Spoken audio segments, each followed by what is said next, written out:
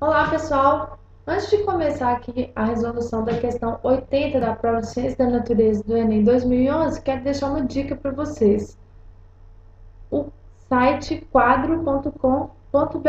Lá vocês podem encontrar a resolução das provas de Matemática e Ciência da Natureza do Enem 2011 e também algumas aulas que vão ajudar aí vocês nesse processo até o vestibular, ok?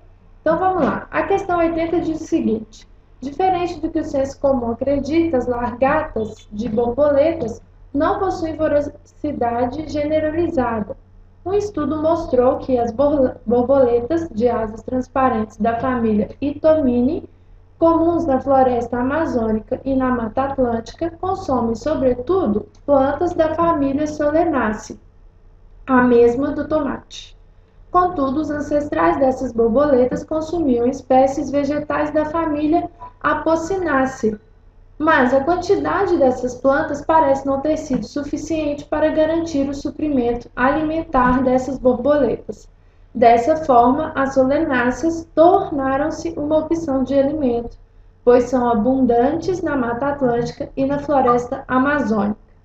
Nesse texto, a ideia do senso comum é confrontada com os conhecimentos científicos, ao se entender que as larvas das borboletas Itomini, encontradas atualmente na Mata Atlântica e na floresta amazônica, apresentam.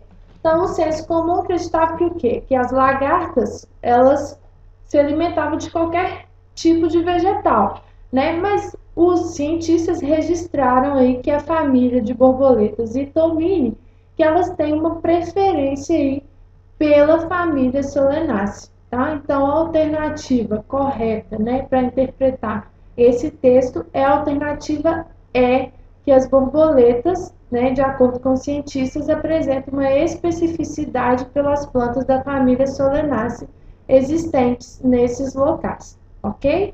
Um abraço e até a próxima aula.